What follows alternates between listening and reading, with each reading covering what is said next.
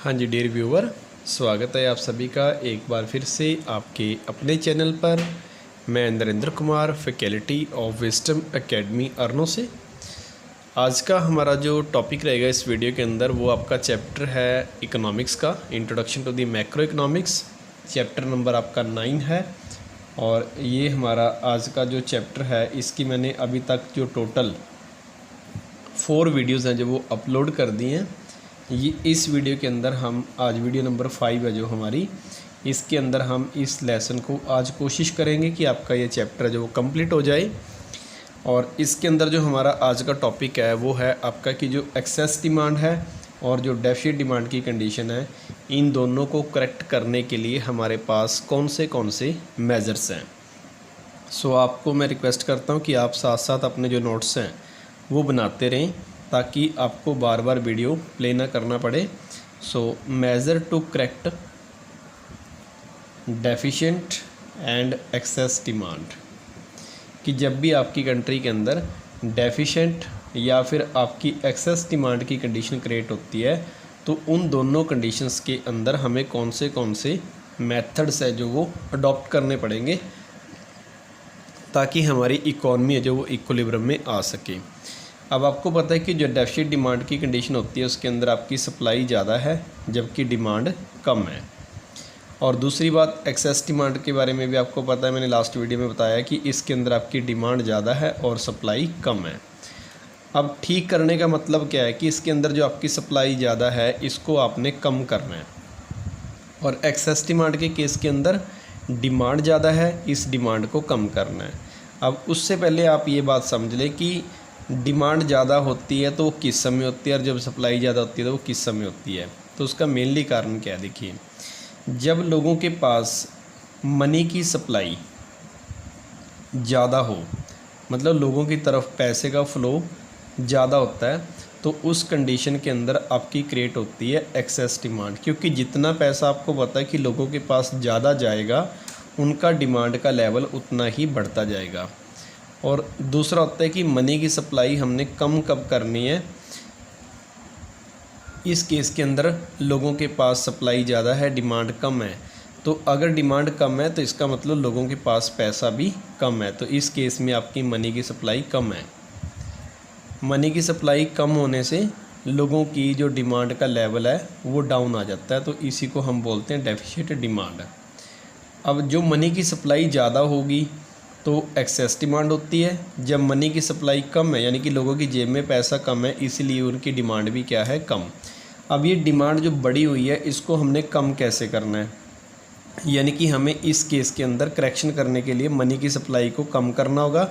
और deficit demand के अंदर पैसा लोगों की जेब में कम है, अब उसकी जेब में पैसा हमने डालना है, वो कैसे डालेंगे। तो इसके लिए हमारे पास 2 तरह की पॉलिसी हैं। जब भी हमने सप्लाई कम करनी है क्योंकि इसमें आपकी सप्लाई ज़्यादा है, तो एक्सेस डिमांड के केस में हम सप्लाई है जो मनी की वो कम करने की कोशिश करेंगे, और जो डेफिसिट की डिमांड की कंडीशन है इसके अंदर हम मनी की सप्लाई को बढ़ाने की कोशिश करेंगे। अब उसके लिए आपके पास 2 तरह की पॉलिसी है और वो 2 पॉलिसी आपने पहले भी पढ़ी हुई हैं। तो उसमें से आपकी सबसे पहली पॉलिसी है जिसको हम बोलते हैं मॉनेटरी पॉलिसी। पहली पॉलिसी आपकी होगी मॉनेटरी पॉलिसी, और दूसरी पॉलिसी होती है fiscal policy. Monetary policy and fiscal policy. Monetary policy को हम हिंदी के अंदर बोलते हैं मौद्रिक नीति, और जो फिस्कल पॉलिसी है इसको हम बोलते हैं राजकोषीय नीति। अब मॉनेटरी पॉलिसी के अंदर हमने मनी की सप्लाई को या तो इंक्रीज़ करना है या डिक्रीज़ करना है। जब भी हमारे देश का जो आरबीआई बैंक है या हमारे दूसरे जो कमर्शियल बैंक्स हैं, जब कंट्री के अंदर मनी की सप्लाई की जो अमाउंट है उसको कम या ज़्यादा करने की कोशिश करते हैं, तो ऐसी पॉलिसी के लिए जो भी टूल्स यूज़ किए जाते हैं उस पॉलिसी का नाम होता है आपका मॉनेटरी पॉलिसी। तो यहाँ से आपको क्लियर हो गया कि जो मॉनेटरी पॉलिसी है उसके अंदर मनी की सप्लाई या तो बढ़ाई जाएगी या मनी की सप्लाई को कम किया जाएगा, that is known as a monetary policy. तो इसको मैं आपको यहाँ से शॉर्ट में हिंट लिख के देता हूँ कि change in the supply of money, कि जब भी किसी कंट्री के अंदर मनी की सप्लाई के अंदर किसी प्रकार का भी चेंज आता है, so that is known as the monetary policy. अब दूसरी बात आती है फिस्कल पॉलिसी। अब फिस्कल पॉलिसी को हम किसके द्वारा डोनेट करते हैं?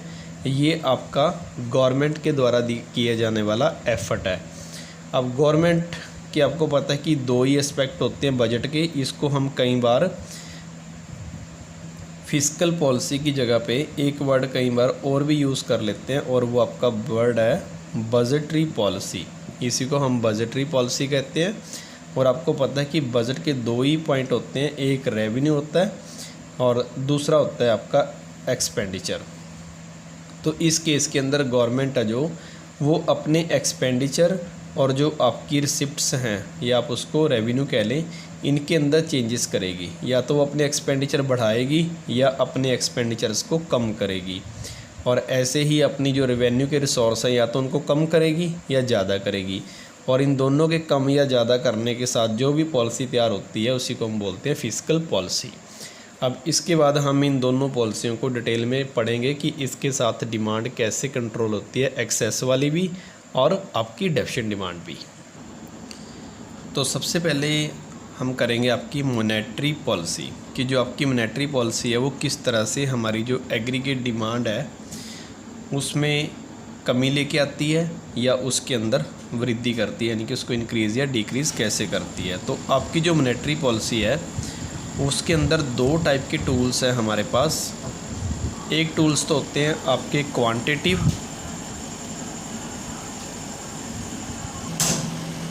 तो मॉनेटरी पॉलिसी के अंदर हमारे पास दो तरह के टूल होंगे। एक आपके होते हैं क्वांटिटिव और दूसरे आपके टूल होते हैं क्वालिटेटिव। अब इन दोनों टूल्स को आपने फर्स्ट टर्म के अंदर भी रीड किया होगा। तो सबसे पहले हमारे पास क्वांटिटिव टूल्स के अंदर आता है आपका CRR, और जो CRR है वो आपका स्टैंड करता है कैश रिज़र्व रेशो। अब कैश रिज़र्व रेशो का मतलब होता है कि जितना भी बैंक्स के पास, जितने भी हमारे कमर्शियल बैंक्स हैं, कमर्शियल बैंक्स के बाद जितने भी डिमांड डिपॉजिट्स होते हैं, जो भी डिमांड डिपॉजिट है, इन डिमांड डिपॉजिट का जो शेयर यानी कि जो परसेंटेज जो भी RBI ने उसने बोला उस परसेंटेज का या उस डिमांड डिपॉजिट का जितने परसेंट वो RBI के पास एज ए सिक्योरिटी रखता है उसी को हम बोलते हैं CRR। कि जितना भी पैसा बैंक के पास आया, डिमांड डिपॉजिट्स आया, उसका एक मान लीजिए 10% या 5% जो भी RBI डिसाइड करेगा, वो रेशो जो 10% की है टोटल डिमांड डिपॉजिट की, उसको RBI के पास एज ए सिक्योरिटी उनको सबमिट करवाना पड़ता है। तो ऐसी रेशो को हम बोलते हैं CRR।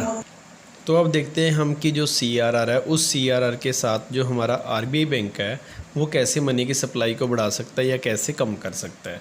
अब मान लीजिए कि उन्होंने कमर्शियल बैंक्स को ये बोल दिया कि आपको ज़्यादा अमाउंट के लिए हमारे पास पैसा जमा करवाना पड़ेगा। जैसे उसने पहले सपोज़ करो ये बोल रखा है कि आपको जितना आपके पास डिमांड डिपॉजिट है ना, तो उसका 10% हमारे पास सबमिट करवाएं। तो उन्होंने 10% करवा दिया।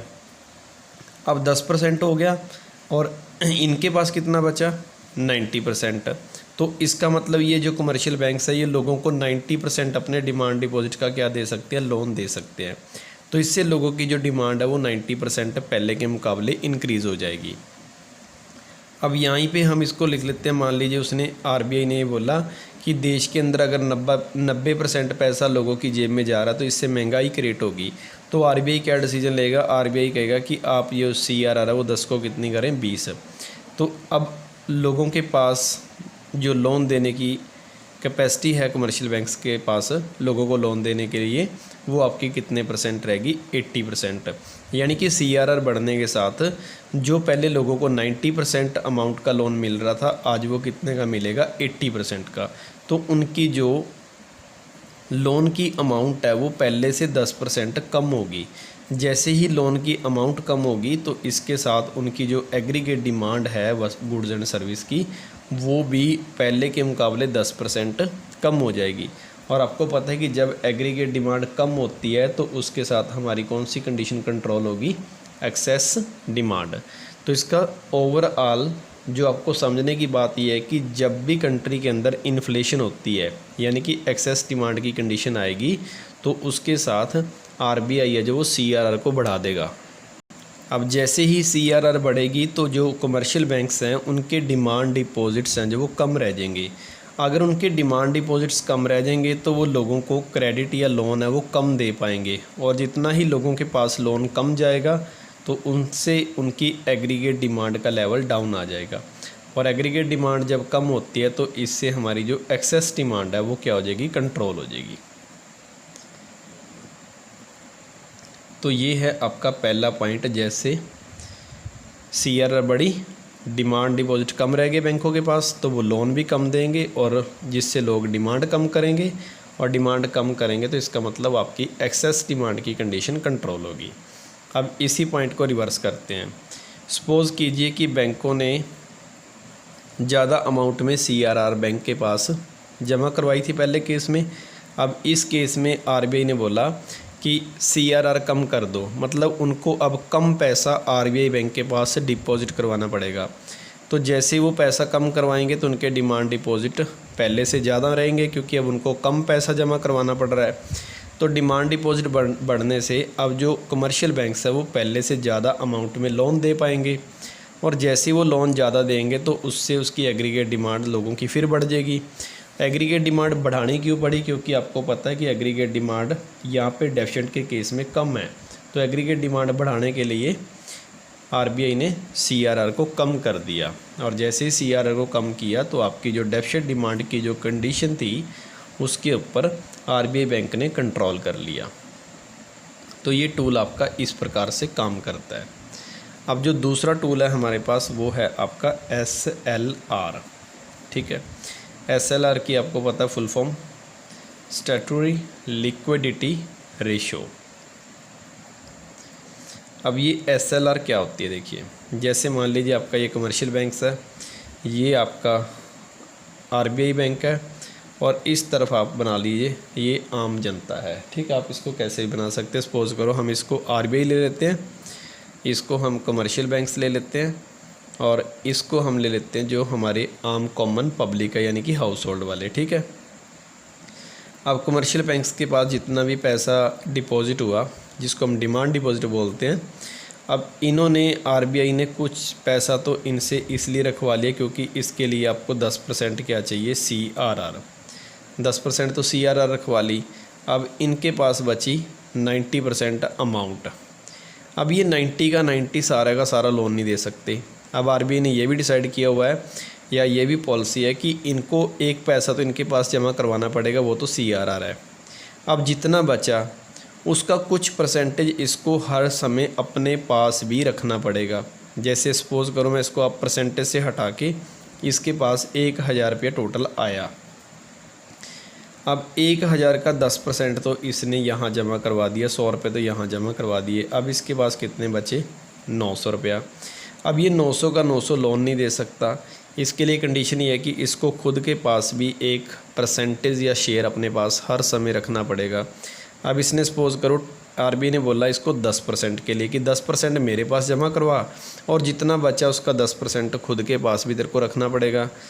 तो इसमें से 90 रुपीज़ उसने खुद के पास रख लिए और लोगों को लोन दिया 810 रुपये। अब लोगों की जेब में 810 रुपये चला गया, जिससे उनकी एग्रीगेट डिमांड का लेवल बढ़ गया। अब इस डिमांड को कम करने के लिए आरबीआई क्या गाइडेंस करेगा, तो वो कहेगा कि आपकी जो SLR पहले 10% थी, आप इसको कितना करें, 20%। तो 900 का 20% आपके पास आ गया 180। तो 900 में से 180 इसने खुद के पास रख लिए, तो अब लोगों की जेब में पैसा कितना गया, 720। यानी कि पहले के मुकाबले जो डिमांड है वो 90 के आसपास कम होगी।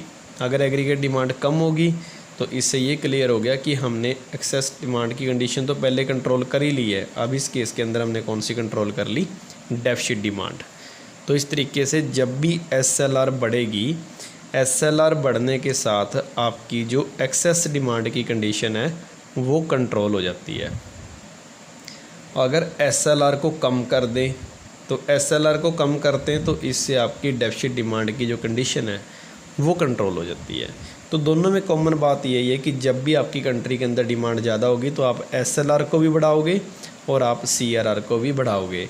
लेकिन जिस समय आपकी डेफिसिट डिमांड की कंडीशन होती है तो तो उस समय आप CRR भी कम करोगे और SLR भी कम करोगे, क्योंकि जितनी इनकी परसेंटेज कम होगी उतना ही बैंक्स हैं जो पहले से ज़्यादा लोन दे पाएंगे और उससे उनकी डिमांड है जो कम हुई है उसको हम दोबारा से अगेन इंक्रीज़ कर सकते हैं।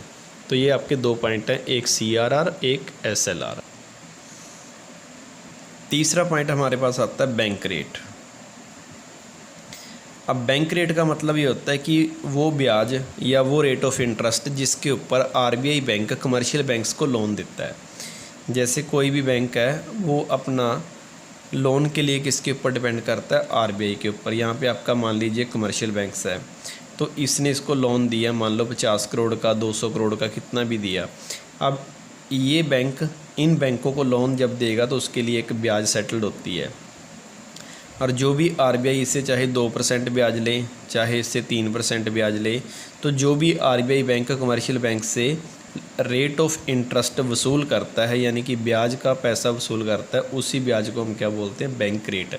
यानी कि बैंक ने बैंक को क्या दिया, लोन दिया, कर्जा दिया, तो जिस ब्याज की दर पे उसको कर्जा दिया उसी को हम क्या बोलते हैं, बैंक रेट।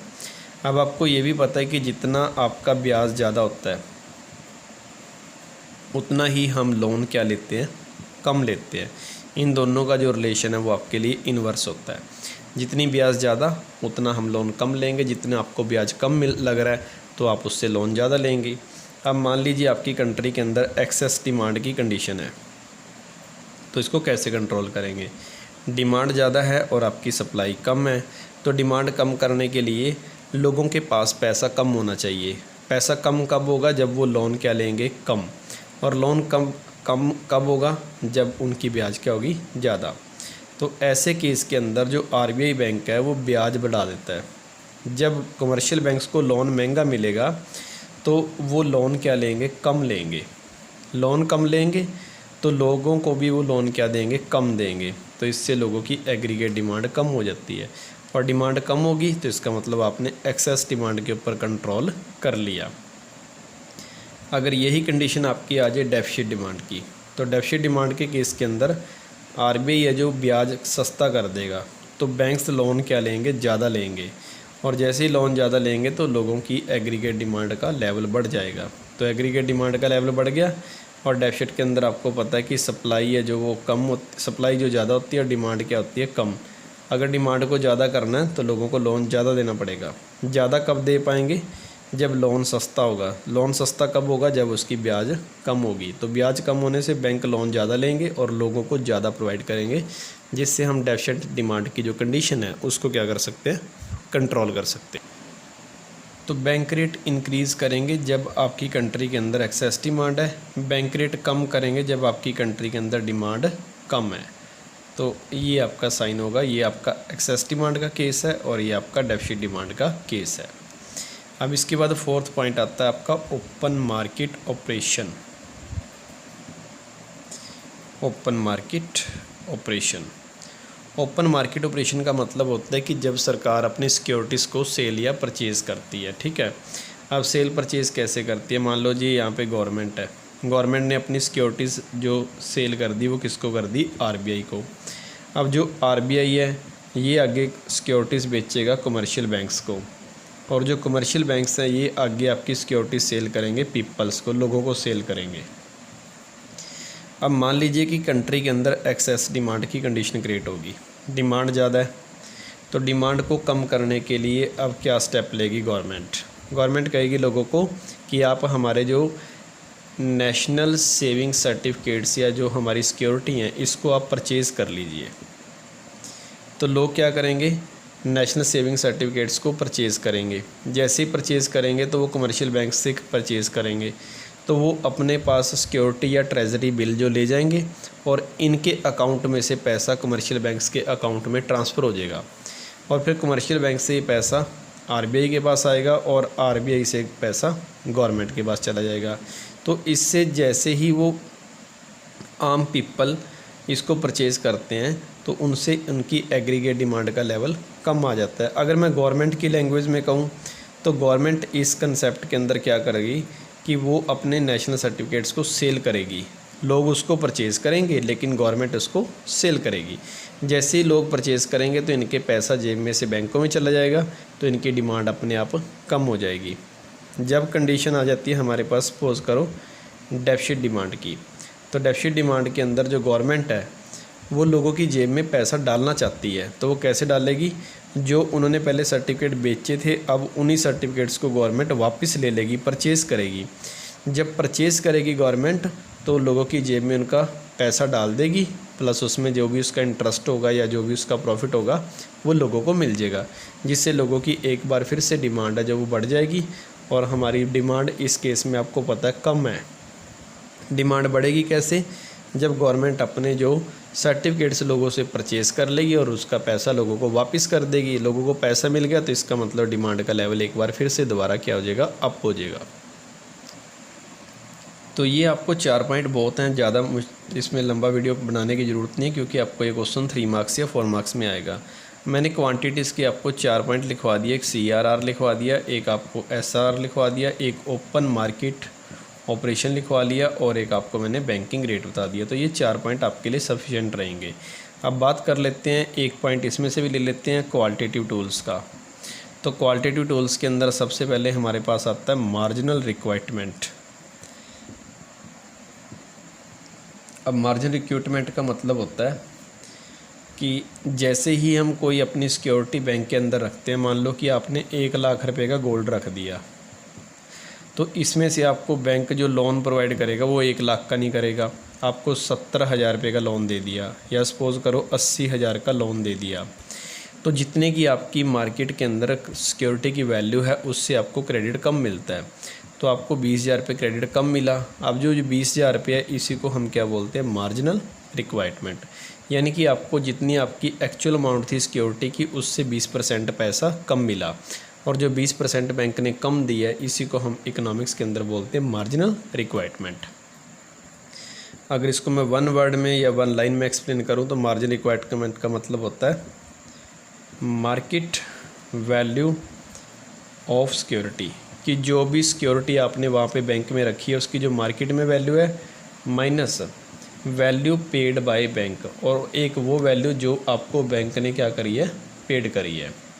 तो उन दोनों के बीच में जो डिफरेंस होगा उसी को क्या बोलते हैं? Margin requirement. जैसे आपकी मार्केट सिक्योरिटी 1 लाख की थी, आपको बैंक ने 80,000 दिया, तो 20,000 आपको कम दिया, यानी कि 20% पैसा कम दिया, इसी को हम बोलते हैं मार्जिनल रिक्वायरमेंट।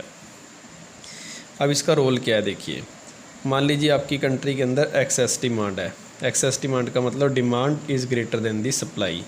लोगों के पास पैसा ज़्यादा है, तो पहले तो बैंक अपने पास 20% रख रहा था और 80% क्या कर रहा था? उसको लोन दे दिया था। अब 80% लोन मिलने से डिमांड ज़्यादा होगी, तो इसको कैसे कंट्रोल करेगा? वो मार्जिन रिक्वायरमेंट को बढ़ा देगा कि आपको मैं 80,000 की जगह अब 70,000 दूंगा ताकि आपकी डिमांड 10,000 रुपये कम हो सके। तो इस तरीके से MR बढ़ जाएगी और आपकी एक्सेस डिमांड की कंडीशन कंट्रोल हो जाती है। अगर डेफिसिट आ जाती है तो MR वो कम कर देगा, जहां उसको 80,000 दे रहा था वो अब उसको बोलेगा कि आप 90,000 ले लो, लेकिन कंट्री के अंदर डिमांड हमने क्या करनी है? बढ़ानी है। तो डेफिसिट के केस में MR कम होता है और एक्सेस की डिमांड के अंदर आपका MR बढ़ता है। तो ये 5 टूल आपके मॉनेटरी पॉलिसी के है। तो इसके 6 पॉइंट एक साइड है क्वांटिटिव के और 3 आपके क्वालिटेटिव के, लेकिन आपके लिए इतना लॉन्ग क्वेश्चन नहीं आएगा ये। तो ये अभी हमने सिर्फ मॉनेटरी पॉलिसी करी है, इसके बाद हमारे पास जो फिस्कल पॉलिसी है वो भी हम इसके अंदर शो करेंगे। वीडियो थोड़ा लंबा हो सकता है, लेकिन कोशिश करेंगे कि हमारा आज ये टॉपिक कंप्लीट हो जाए ताकि आपको नेक्स्ट लेसन है वो जल्दी से शुरू करवाया जा सके। आगे पॉलिसी आपकी है फिस्कल पॉलिसी, और फिस्कल पॉलिसी को ही मैंने बोला था अभी आपको थोड़ी देर पहले कि इसी को हम इकोनॉमिक्स के अंदर बोलते हैं बजटरी पॉलिसी। अब बजटरी पॉलिसी के अंदर आपका सबसे पहला टूल आता है गवर्नमेंट। ठीक है, गवर्नमेंट क्या क्या कर सकती है? ठीक है, तो टूल्स भी आप डायरेक्टली लिख सकते हो, गवर्नमेंट के रिलेटेड है। तो सबसे पहले रोल रहेगा आपका टैक्सेस का। टैक्स के बाद जो आपका सेकंड रहेगा वो रहेगा गवर्नमेंट के एक्सपेंडिचर, गवर्नमेंट जो जो खर्चे करती है। ठीक है, और तीसरा आता है पब्लिक बोरोइंग, जो पैसा सरकार पब्लिक से बोरो करेगी। और पब्लिक बोरो के बाद आपके पास एक 4th पॉइंट आता है डेफिसिट फाइनेंसिंग। Deficit financing.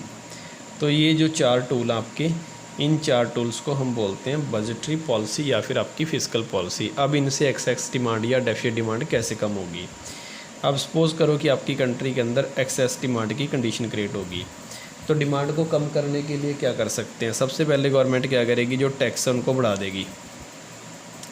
अब आपको पता है कि जैसे ही टैक्स बढ़ेगा तो उसके साथ आपका MRP बढ़ जाएगा, क्योंकि जितना ज़्यादा टैक्स लगेगा उतना MRP बढ़ेगा, और MRP बढ़ने के साथ आपको पता है कि एग्रीगेट डिमांड कम हो जाती है, क्योंकि प्राइस और डिमांड का आपको पता है रिलेशन क्या होता है, इन्वर्स।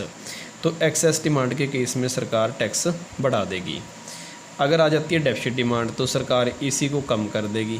टैक्स कम होने से क्या होगा, आपका MRP है जो वो कम हो जाएगा, और जितना MRP कम होगा उतनी डिमांड ज़्यादा होगी। तो इसके अंदर आपने कंट्रोल कर लिया डेफिसिट डिमांड को, और इस केस के अंदर आपने कंट्रोल कर लिया एक्सेस डिमांड को। तो ये टैक्स के तरीके से हम कर सकते हैं। गवर्नमेंट एक्सपेंडिचर ज़्यादा करेगी। मान लो गवर्नमेंट ने अपने खर्चे बढ़ा दिए। अब खर्चे बढ़ने से क्या होता है, लोगों को एम्प्लॉयमेंट मिलता है, क्योंकि सरकार कंस्ट्रक्शन के ऊपर खर्चा करेगी, सब्सिडी के ऊपर खर्चा करेगी, इन सभी खर्चों को बढ़ा देगी, जिससे लोगों की जेब में पैसा आएगा, एम्प्लॉयमेंट मिलेगा तो इनकम भी जनरेट होगी, और जैसे इनकम जनरेट होगी तो लोगों की एग्रीगेट डिमांड बढ़ जाती है। तो एग्रीगेट डिमांड कब बढ़ाते हैं हम, एग्रीगेट डिमांड हम उस समय बढ़ाना चाहेंगे जिस समय आपकी कौन सी कंडीशन है, डेफिसिट डिमांड। तो डेफिसिट डिमांड के अंदर सरकार खर्चे अपने ज़्यादा करती है ताकि उसको कंट्रोल किया जा सके, और जब आपकी कंट्री के अंदर डिमांड ज़्यादा है तो गवर्नमेंट खर्चे कम करती है ताकि लोगों को एम्प्लॉयमेंट कम मिले और लोगों की इनकम भी कम हो और डिमांड का लेवल डाउन आ जाए। तो ये केस आपका आ गया एक्सेस का। एक्सेस के अंदर सरकार खर्चे कम करेगी। अब इसके अंदर पब्लिक से बोरो करना, जितना पैसा सरकार पब्लिक से बोरो करती है तो उससे लोगों की डिमांड के ऊपर इफ़ेक्ट पड़ता है। मान लीजिए उन्होंने बोरो ज़्यादा किया, जैसे ही सरकार पैसा उधार लेगी आम जनता से, बोरो करेगी, बोरो करने से लोगों की जो परचेजिंग पावर है वो कम हो जाती है, क्योंकि उनका पैसा सरकार ने बोरो कर लिया, उधारा ले लिया, तो परचेजिंग पावर कम हो जाएगी। परचेजिंग पावर कम होगी तो एग्रीगेट डिमांड भी कम होगी, और एग्रीगेट डिमांड कम होगी तो इसका मतलब आपने एक्सेस डिमांड को कंट्रोल कर लिया। तो बोरो करती है गवर्नमेंट ज़्यादा। अगर बोरो कम करें तो लोगों की परचेजिंग पावर कम हो जाती है, तो लोग एग्रीगेट डिमांड भी क्या करेंगे। एक सेकंड आप इस पॉइंट को थोड़ा करेक्ट कर लीजिए, यहाँ से गलती होगी आपकी। यहाँ से लोगों की परचेजिंग पावर ज़्यादा होगी तो इसके अंदर एग्रीगेट डिमांड ज़्यादा होगी। एग्रीगेट डिमांड ज़्यादा होगी तो इसका मतलब आपने डेफिसिट डिमांड को कंट्रोल कर लिया। इस पॉइंट को आप प्लीज़ करेक्ट कर लीजिएगा। अब इसमें बोरो कम किया तो परचेजिंग पावर कम होगी, परचेजिंग पावर कम होगी तो लोग एग्रीगेट डिमांड कम करेंगे, एग्रीगेट डिमांड कम की तो इसका मतलब आपने एक्सेस डिमांड को कंट्रोल कर लिया। तो जैसे ही सरकार बोरो कम करती है तो उससे एक्सेस डिमांड है जो वो कम हो जाती है, यानी कि कंट्रोल हो जाती है, ठीक है। और जब बोरो ज़्यादा करेगी तो उससे आपकी परचेजिंग पावर के ऊपर इफ़ेक्ट पड़ता है। अब उसके बाद आता है डेफिसिट फाइनेंसिंग। अब आपको ये पर्टिकुलर 2 मार्क्स में क्वेश्चन पूछा जा सकता है। तो डेफिसिट फाइनेंसिंग आपको अगर 2 मार्क्स में क्वेश्चन आए तो इसका मीनिंग क्या आता है। देखिए, डेफिसिट फाइनेंसिंग सरकार उस समय करती है या तो वो RBI से किसी प्रकार के नए नोट इशू करवा ले, तो इस केस को हम बोलते हैं डेफिसिट फाइनेंसिंग, या डायरेक्टली जब सरकार RBI से किसी प्रकार की भी जो अमाउंट बोरो करती है, पैसा बोरो करती है, उसको भी हम बोलते हैं डेफिसिट फाइनेंसिंग। अब सपोज़ करो कि देश के अंदर कंडीशन आ गई एक्सेस डिमांड की। अब आपको पता है कि जितना पैसा सरकार बोरो करेगी RBI से या नए नोट इशू करेगी, इससे मनी की सप्लाई बढ़ती है।